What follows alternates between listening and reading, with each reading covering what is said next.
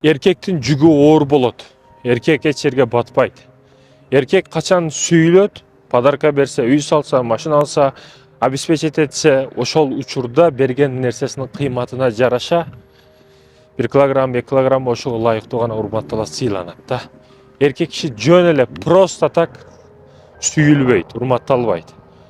Бул жакшы дагы эмес, жаман дагы эмес. Закон да бул, ошонун мыйзамы. Да, ошондой экен, эркектер сүйлөйлү.